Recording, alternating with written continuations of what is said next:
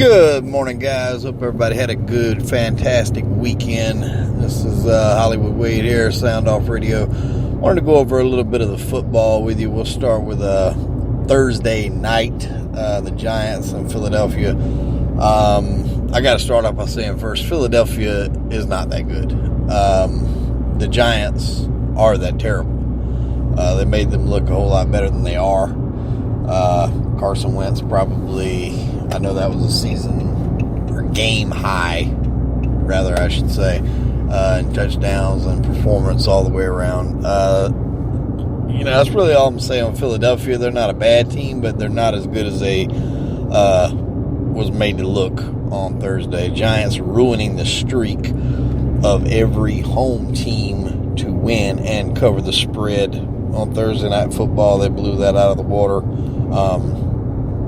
I really don't understand. The Giants are horrible, and they really shouldn't be. I don't get it. I don't know why. Outside of the quarterback position, they have Saquon Barkley, who I drafted in 2 fantasy football leagues, who's just killing it because the man is running the ball, he's catching the ball, he's receiving the ball, he's throwing the ball, he's doing every damn thing but selling tickets to the game. And, they're pretty much probably going to have that man in a full-body cast by the time they figure out their quarterback situation. You got playmakers at every level on that football team. You got a good running back / receiver.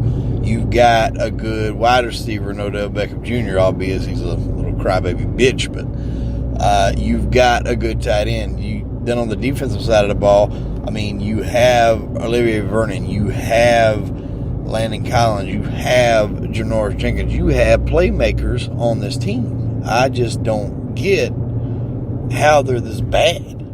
It doesn't really translate. If you look at it on paper, these guys should be beasting. A lot of the blame, to me, you don't really know what is going on in the mind of Eli. That may be a good thing. I don't know. But, if this is play calling, if it's his offensive coordinator's fault, they seem to not want to throw a play that's over 5 yards. If they do that, then, somebody's going to take away Eli Manning's Legos or something. I don't get it. Every pass seems to be a check down, seems to be, a safe underneath throw. It's 3rd and 10. They're throwing hitch yards for 2-yard completions. I really don't get it. The coach said he's going to stick with Eli Manning as his quarterback. I'm just not real sure that's what you need to do. How this guy's got 2 Super Bowl rings is beyond me. But it is what it is. In my opinion, I know this will bring up a lot of hype, if they went and kicked the tires on Colin Kaepernick, this would be a good situation. The defense is not that bad. He would have a good running game. He would have a good tight end. He would have a dynamic receiver, and he would be able to use his legs to keep the play alive. Something to think about. I think Kaepernick could flourish there in New York. But that's just something to kick around. I'm not sure if the head coach will want to deal with all that. He may not even make it out of the year if he keeps this up. So, who knows? The last one got fired because he benched Eli Manning. So maybe the Giants got a soft spot for Eli Manning. Maybe their front personnel, front brass, is married to him in such ways that the general public don't understand. But they're just bad. They're horrible, bad. Skip along here into Sunday. I'll do the college later on another one. Obviously, my Panthers did not get it done against the Washington Redskins. We turned the ball over 3 times. You can't do that. DJ Moore, the rookie wide receiver out of Maryland, had a bad game. He muffed a punt. He fumbled.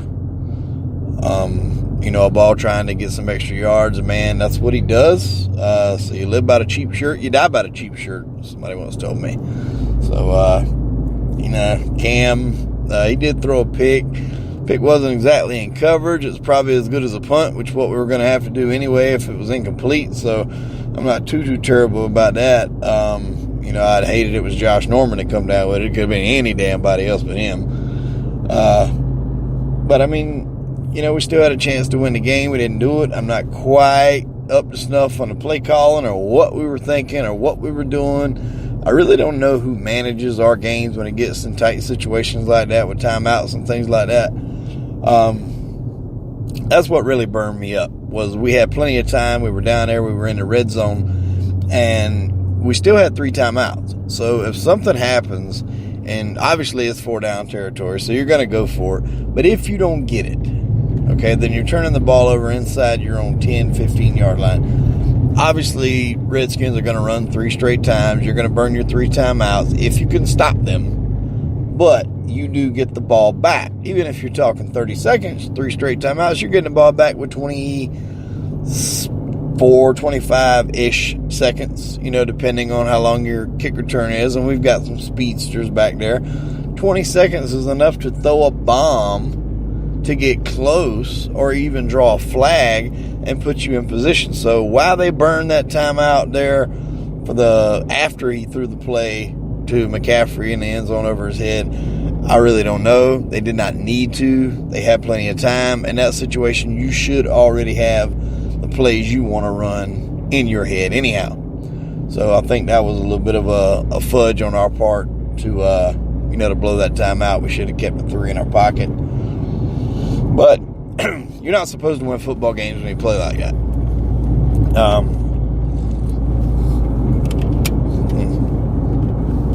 Excuse me. You're not supposed to win football games when you go on the road and turn the ball over 3 times. You're not even supposed to be in a position to win football games when you do that. So that's on the Panthers. Thomas Davis did make his return. I was pleased with his play. Greg Olsen made it back in. Basically, they just shot themselves in the foot, put themselves in a hole, 17-0, which is typical Carolina Panther football. If you've been a fan as long as I have, it's not really a game unless you, spot the other team a couple touchdowns or blow a, 20-something point lead and let them come back. That's just what we do. We're a giving football team. So, still 1 game up under the Saints in the division. Managed to still keep a distance between us and Tampa, with Atlanta winning the game there. That was a crazy, crazy finish. I don't know if you guys seen the end of that, but basically Jameis Winston rushed up the middle about the 10-yard line. He pitches it back to Mike Evans.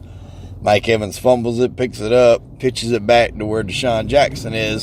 And Deshaun Jackson has a chance to catch this ball and run the 5 yards in the end zone and break Atlanta's heart for the 3rd week in that dome in a row. And he didn't do it. And when I watched it the first time, I was kind of like everybody else. Oh, man, if they pulled that off, it would have been so cool. But if you watch, when Mike Evans fumbled that ball, Deshaun Jackson is already jumping up and down like a little bitch in the field of play. Had he just kept the play alive and stayed with the play, he'd have been able to catch the damn ball and go in there and win. But no, when he sees the guy fumbling, he's jumping up and down on the sidelines like a fucking idiot and is not even ready when they throw him the ball. So it's his damn fault. If he'd just stayed with the play and been ready, there was a good 7-8 yard gap probably between him and any other defender. It wasn't but 4 yards to go. He'd have been able to score. He'd have been able to beat the Falcons. And I don't really care who the Falcons are playing. I'm pulling for them because I don't like the Falcons. I don't like the Falcons. Rise up my balls. I don't like the Falcons. That's just how it is. I did watch the Sunday night game last night between New England and Kansas City. That was a hell of a game.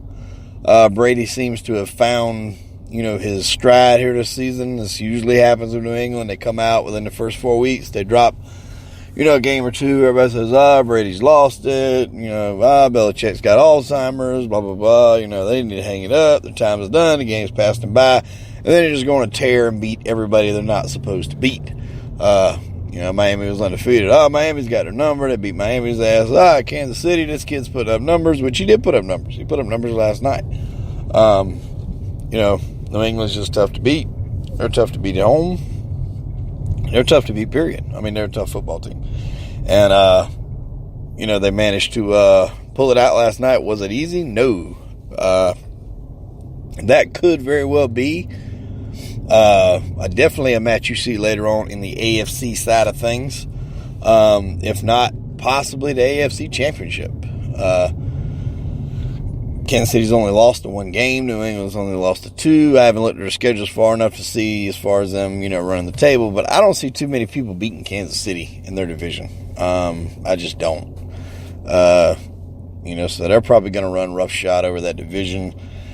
I did see the Chicago Bears-Miami game. That was a heartbreaker of sorts. Miami was lucky as hell to hang in there with Brock Osweiler coming in relief for the hurt. What's his name there? Tannehill.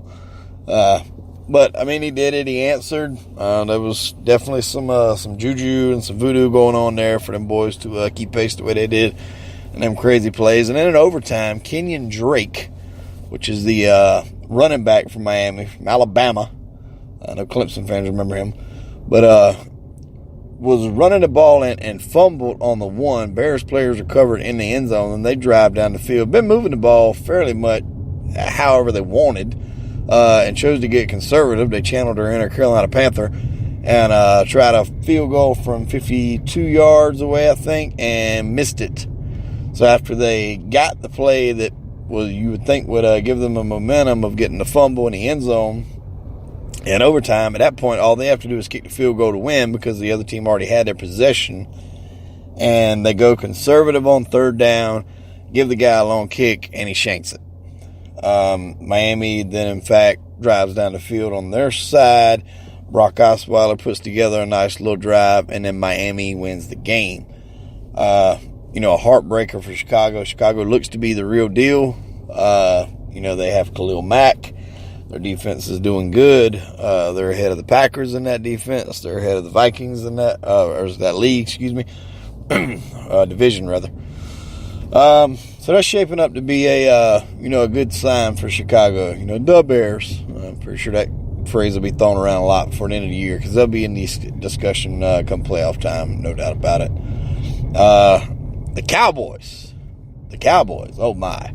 Conor McGregor stopped by what is it, AT&T Life Stadium or whatever that is, Jerry World. Conor McGregor stopped by there and hyped those boys up and attempted to throw a football. Definitely a man probably needs to stay in his wrestling and MMA, but he got them boys ready. That's the only thing I can think of because that's what they did different, and that seemed to work because they come out and they put a shellacking. I mean a damn shellacking on the Jacksonville Jaguars. It don't make no sense what kind of damn ass whooping they put on them boys. And that should not have happened. You've got Jacksonville out here beating New England. You got Jacksonville out here was 1 or 2 plays away last year from being in the Super Bowl. The Super Bowl. And then they go out here and do what they did to the Dallas Cowboys. It just don't make no sense. World's right here though. Dak, I don't think will probably have another game like that all year. Arguably his best offensive performance. I doubt he'll break it. Ezekiel Elliott had a good performance. I didn't check his final stats. I know at one time in the fourth he had 90-something yards. I'm sure he probably broke 100. And then, I'm sure he probably had his half shirt on and done an interview, wearing his midriff out there like he, normally does. Following around the league, Baltimore win their game. Another favorite in the AFC. Pittsburgh also won their game last second. Antonio Brown passed, and he scattered right up the field for the touchdown. Antonio Brown did. Big Ben, Steelers, Mike Tomlin trying to turn a corner there. Still going to be a tight race between them 3 ball clubs. And Cleveland, they're not going to contend for playoffs, but Cleveland is coming around. They're probably a year away from being, I'd say, in contention for every game they play. I'm not sure who has the edge right now between Baltimore and Pittsburgh. Baltimore's definitely playing good ball. They went and shut down Tennessee, won that game. The Rams continue their undefeated streak. The Rams is just they balling. That's all I can say.